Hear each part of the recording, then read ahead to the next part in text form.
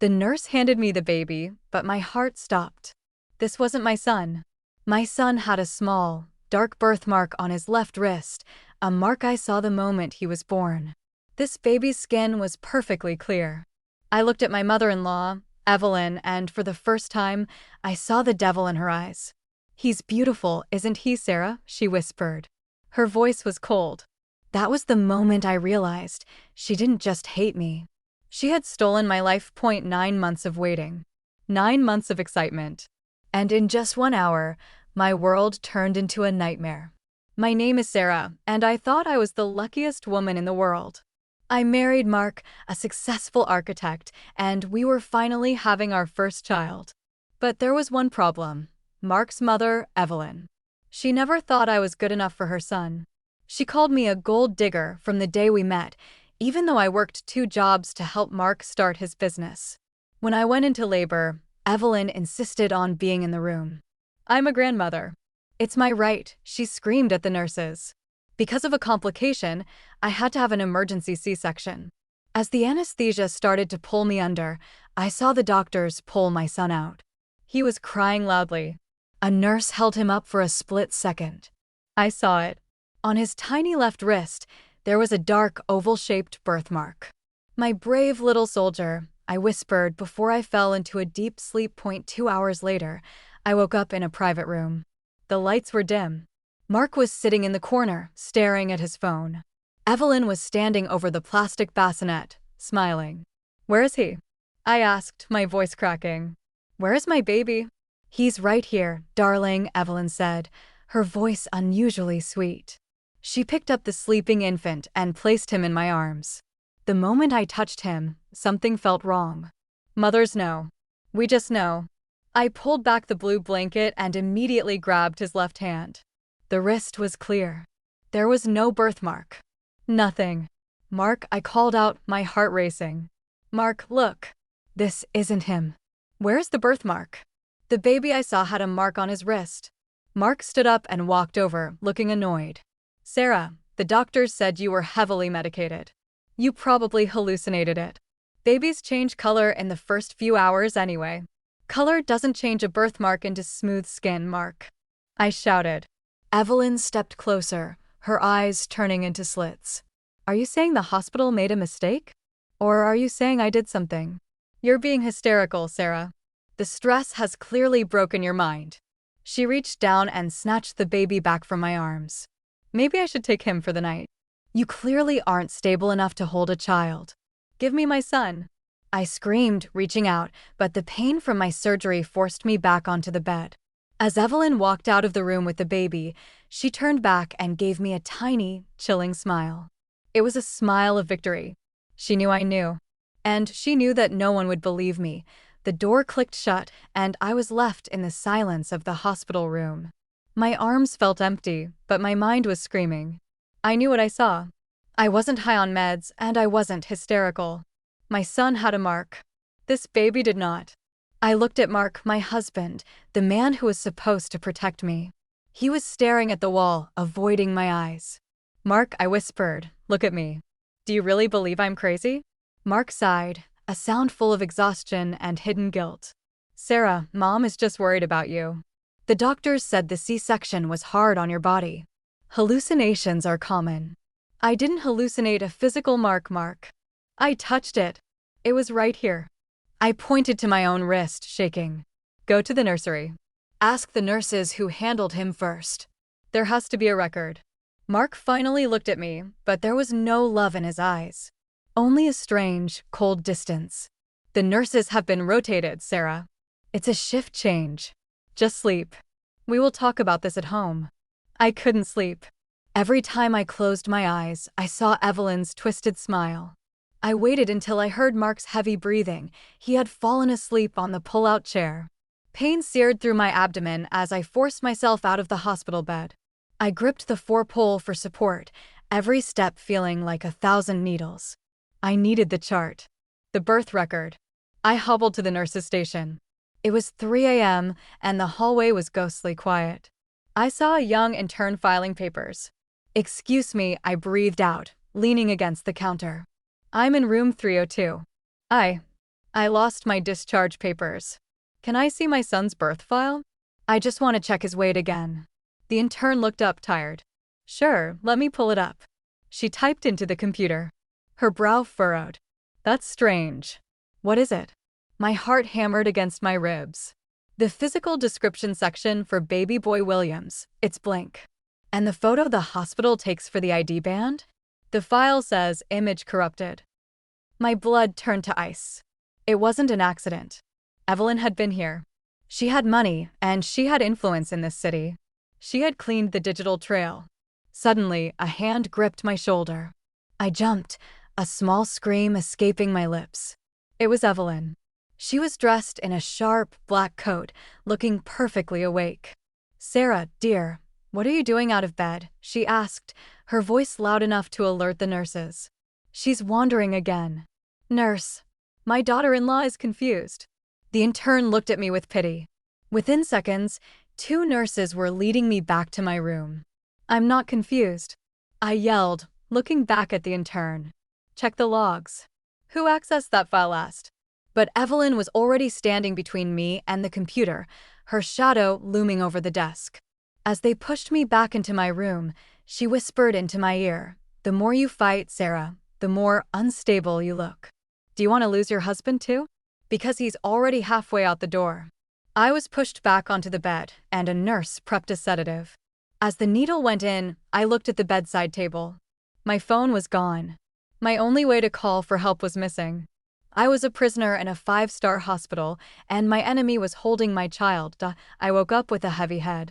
The sedative had done its job, but my spirit was still on fire. I was back at home now, trapped in the nursery with a baby that didn't belong to me. Mark was at work, and Evelyn was downstairs, acting like the perfect grandmother to the neighbors. But then I heard it. A muffled voice from the hallway. Is the other baby safe? Did the money clear? My heart stopped. I grabbed my old backup phone from the nightstand drawer, the one Evelyn hadn't found. I hit record.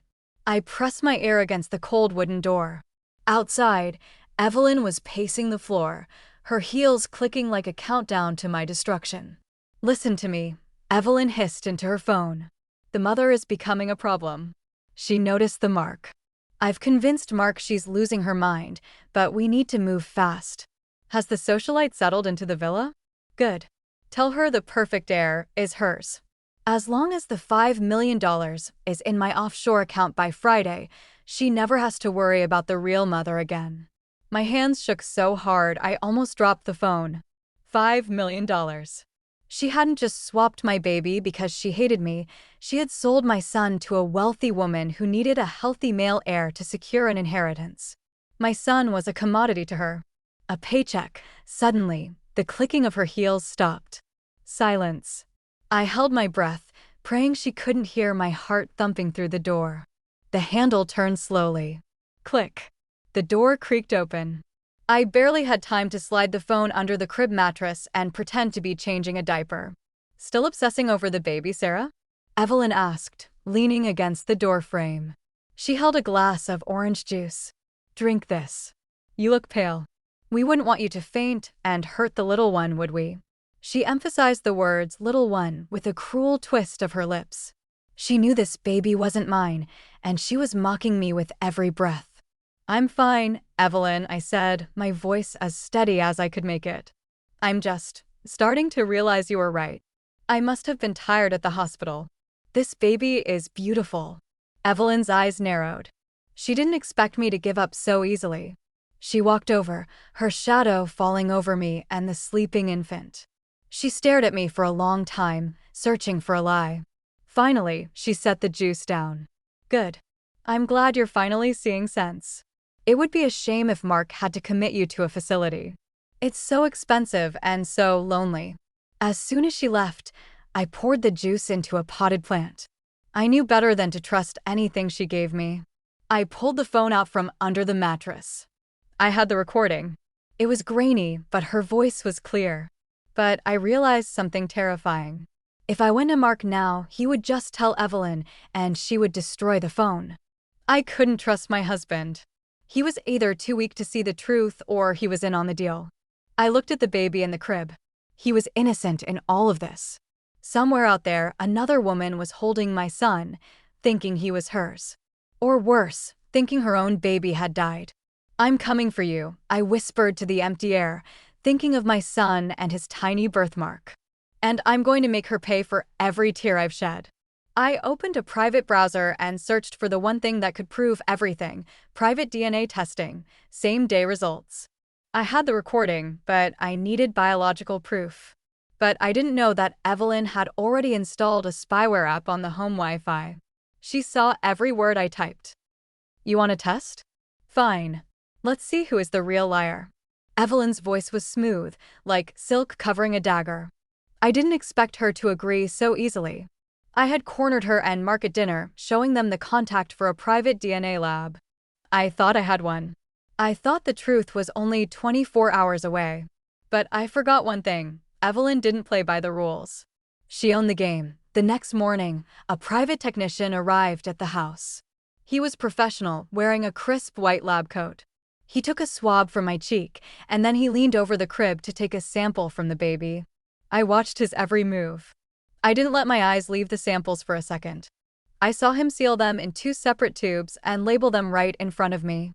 Mark stood by the window, his arms crossed, looking ashamed. "There," I said, my voice trembling with relief.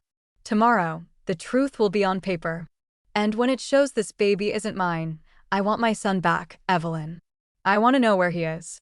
Evelyn just sipped her tea. "Of course, dear. If the test says so, we will go to the police together." She smiled, but it wasn't a smile of fear. It was the smile of a cat watching a mouse run into a wall. I didn't sleep a wink. I waited by the door for the courier. When the envelope finally arrived, I snatched it so hard the paper tore.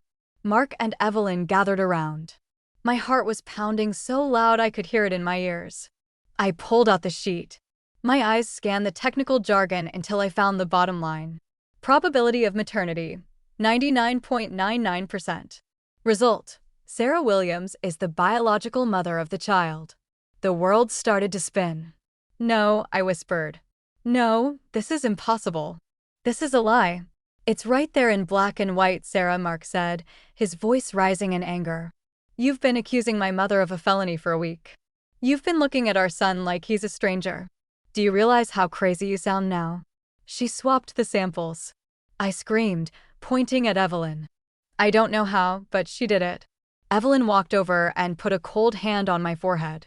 "Mark, she's burning up. The postpartum psychosis is getting worse.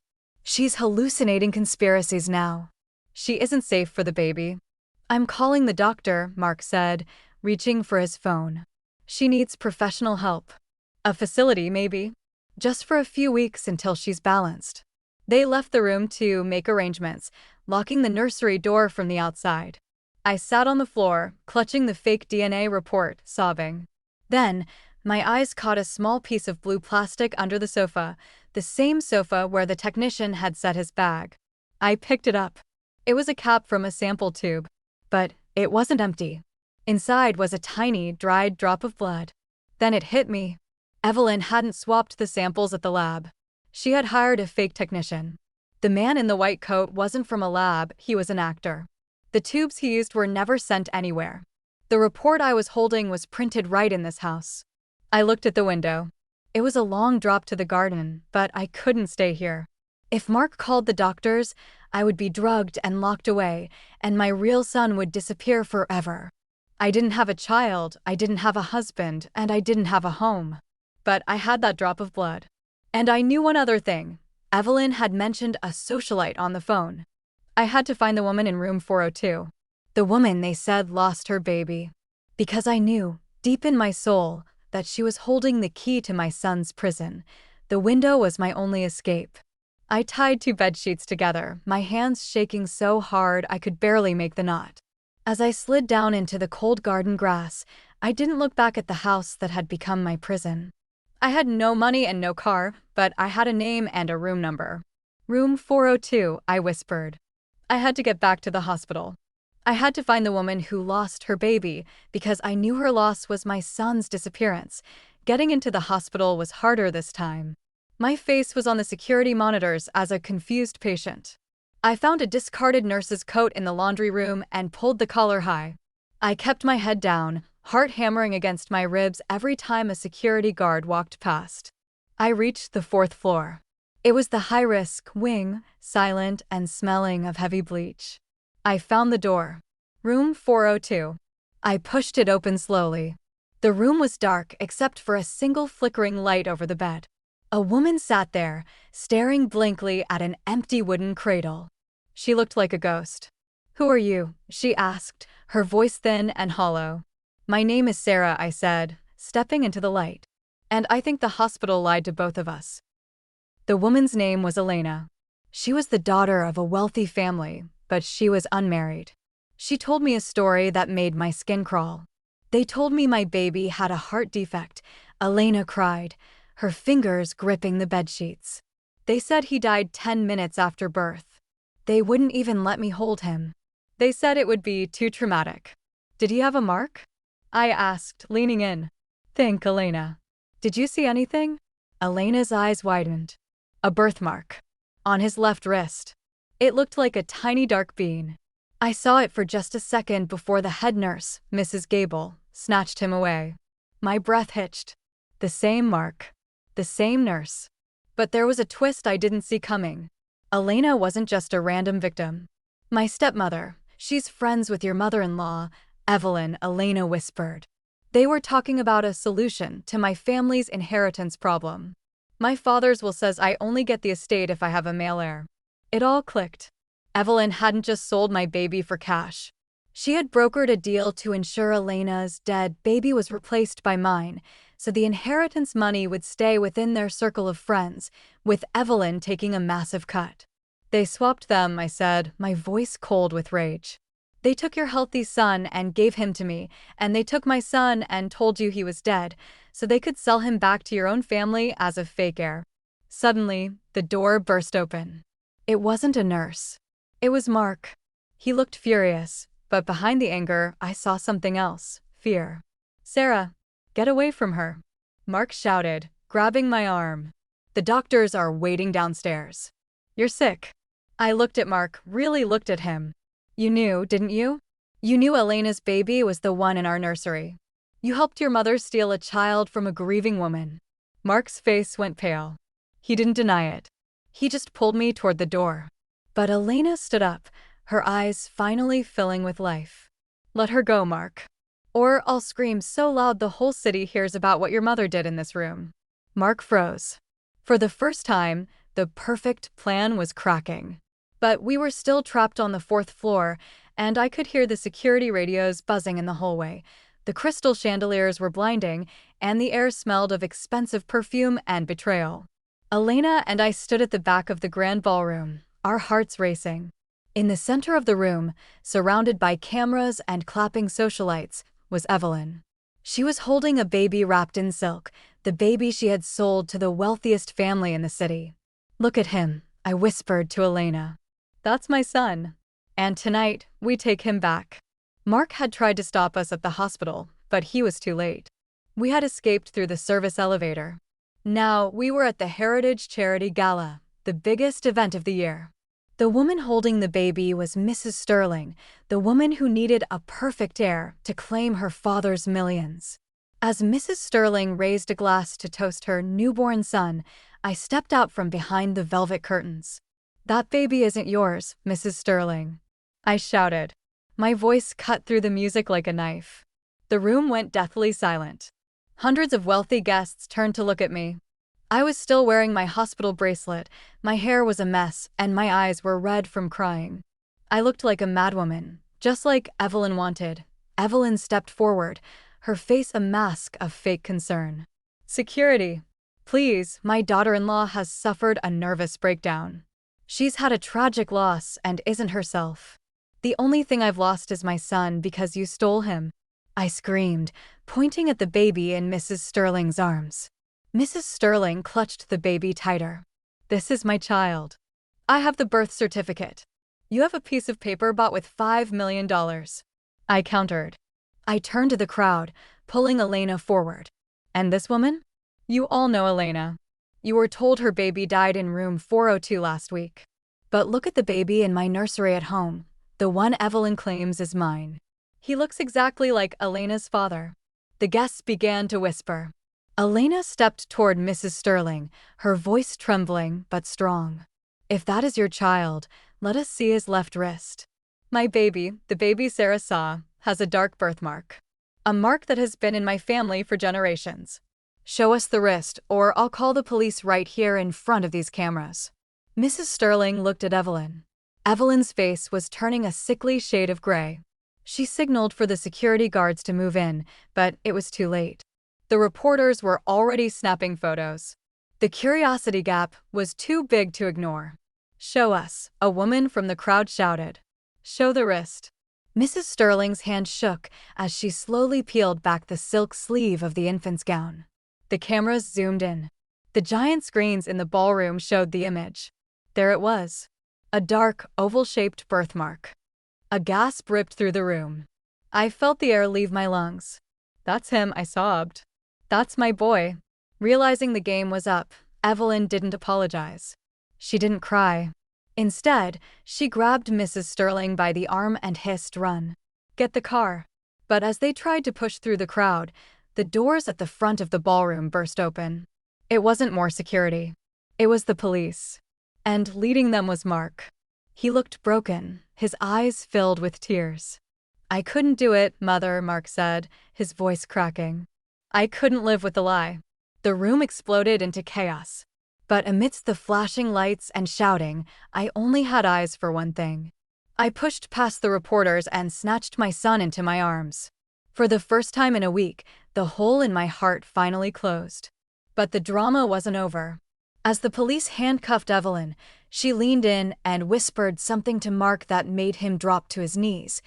The police were leading Evelyn away, her expensive jewelry clinking against the cold metal of the handcuffs. I was holding my son, his heart beating against mine, but the victory felt hollow. I looked at Mark. He was on his knees in the middle of the ballroom, his head in his hands, sobbing. I thought he was crying because he felt guilty. I thought he was crying because his mother was a monster.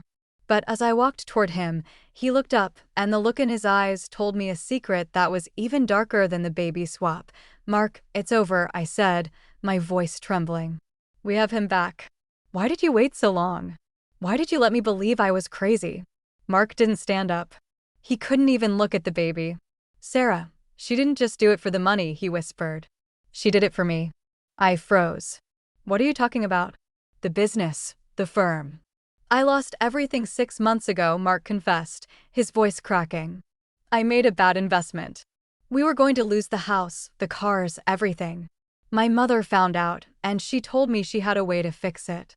She said a wealthy family needed a legacy and that they were willing to pay millions for a healthy boy." My blood turned to ice. I stepped back, clutching my son tighter. You knew from the beginning? Before I even went into labor." Mark finally looked at me, his face twisted in agony. "No, I didn't know it would be our son. She told me she was going to broker an adoption from an orphanage. But when you had the C-section, when she saw the opportunity, she told me the hospital made a mistake and that our baby had died. She lied to me too, Sarah. At first. At first," I repeated, the words tasting like poison. "She told me the truth the night we brought the other baby home," Mark sobbed. "She told me that if I spoke up, she would go to jail, and I would be left with nothing but debt and a broken wife. She convinced me that the other baby, Elena's baby, would have a better life with us, and our son would live like a king with the Sterlings.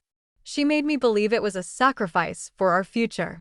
I looked at the man I had loved for 5 years. He wasn't a hero who called the police to save me. He was a coward who only called them when he realized the cameras were going to find the truth anyway. He hadn't chosen me. He hadn't chosen our son. He had chosen his own comfort until his back was against the wall. "You let me be drugged," I said, my voice a deadly whisper. "You watched me cry and beg for my child, and you sat there and called me hysterical while you knew exactly where he was. I was scared, Sarah.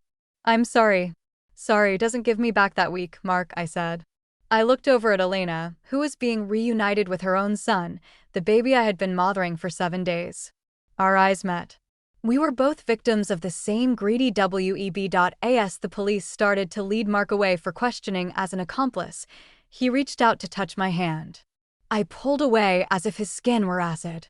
"Don't," I said. "You're just like her. You just didn't have the courage to admit it." As they dragged him out, the ballroom cleared. The lights were being turned off. I stood in the darkness with my son, realizing that while I had found my baby, I had lost my entire world. But as I walked toward the exit, I saw Elena waiting for me at the door.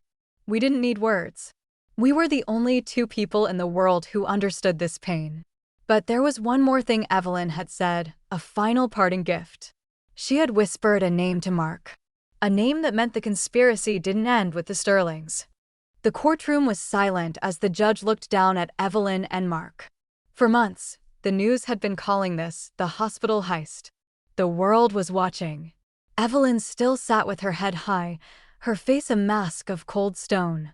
Mark, however, looked like a shell of a man. He kept looking toward the back of the room, hoping to find my eyes.